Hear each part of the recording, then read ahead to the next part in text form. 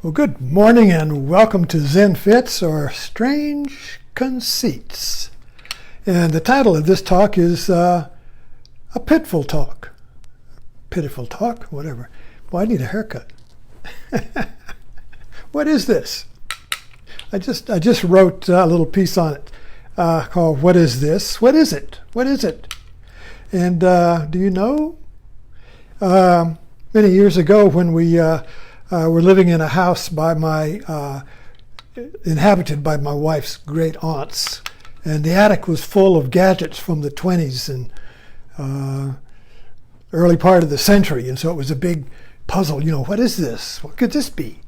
And so I imagine when my great, 100 years from now, people will go through the attic of this house and come up with this and say, "What is this?" It's a cherry pitter or olive pitter, and there's a whole wisdom in this. Basically, first of all, I wouldn't know what it was if I saw this lying around, but then it's a very precise little instrument that will take the pits out of olives or cherries. And if that creates a great problem with you, well, this is what you need. And I just looked it up. So my wife got it on Amazon, cherry and olive pitter. And it's made in China. And so just to pause for a minute, just goes into the whole. When you say, "What is this?" put on a wide angle lens and think about the whole system we've created that generates this, you see.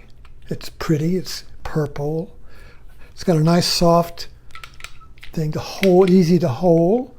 It's got a nice design, it's attractive, But what's involved in it? Well, probably in the history of mankind has it ever been a problem taking the pit out of a cherry. But suddenly, it's a discomfort. It could be better. Just if you look at the kitchen or a tool shop or an artist studio or anything in the home particularly, where you use tools, photographer, whatever we do, there's always a pit. It could be a little better. It takes me a little too much effort to do this. Can somebody have a better way? And sure enough, somebody will invent a tool to remove the pit. You see. So we keep making more tools, more gadgets to remove the pits in our life, whatever we're doing, because pits are uncomfortable, you see. But then we've got a proliferation of tools, of gadgets. So then somebody will come up with a pitter to remove the pits or the gadgets, and you'll have one gadget that does 5 gadgets. Oh, finally, I got rid of 5 gadgets. Now I got 1 gadget to do 5 gadgets, right? But then life changes, and there's always another pit. So we have to have another gadget. So now we got the gadget that does all gadgets, and now we got a new gadget. And then there'll be another pit. So we'll have another gadget, and we'll have the original gadget that does 5 gadgets and 5 new gadgets. So somebody will invent a simple gadget that will do the first 5 and the second 5 gadgets. You have 1 gadget that does 5. That's evolution of gadgets, of pits. From complexity, too many gadgets. Simplify. Have 1 tool, not 10. Simplify. Thorough. But then the simplification creates a division and another pit and another gadget, and finally a proliferation, and a new simplicity will be invented. And there you go. That is basically the evolution of the consumer society in creating new cherry pickers, because there's always going to be a new pit, a new discomfort, a new problem, a better idea. A better idea, you see. Nothing. I remember I used to go visit my Uncle Robbie, who was in the First World War, and his garage was a magic place. He had He smoked cigars. There were cigar boxes. I used to make little banjos out of the cigar boxes. And he just had some very simple tools, and they were very old and worn, very well made, but there would be just basic tools. Then I would go to my Uncle Tommy's shop, and he had a proliferation of tools. He had a tool for tools. If he saw a new tool, a new gadget, he would get it. And the shop was filled with tools to fix tools that fixed other tools, and so on. And I moved it all up here. So we have my two uncles, the First World War uncle and my Second War uncle. And the First World War uncle had a very simple, basic tool shop with very old, well-used, worn master tools. Never got anything new. And my uncle was filling it up with new tools, new gadgets, and so forth. Those are two different worlds right there, the simple world and the complex world, you see. Isn't that interesting? And kitchens are like that. Now I know my wife is listening to this talk, and so there's just there's nothing wrong with this. It's a great tool. I recommend it. But on the other side of it, just to look at the other side of this tool here, what does it go in to make this, you see?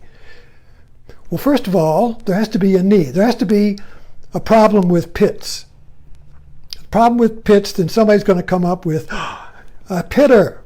Then we have to design. So you have a whole industry there to design the pitters, these tools. I guess this was made by OXO. So this OXO says good grips. So they designed good grips. And then they have a factory in China that makes the good grips, you see.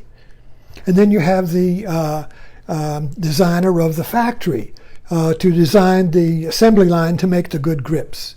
And then you have the shipping industry, and you have you have to pack the good grips in a box, and then you have to have labels and advertising, and then you have to have a shipping industry, and you have to have the ships and the terminals and the computer systems to organize all of the boxes so you don't lose the boxes. Then it goes across the ocean in a big shipping box, and then it goes to America. Then there's a whole new flying industry of FedEx and UPS and all that, and they pick up the box and they deliver it to your house the next day.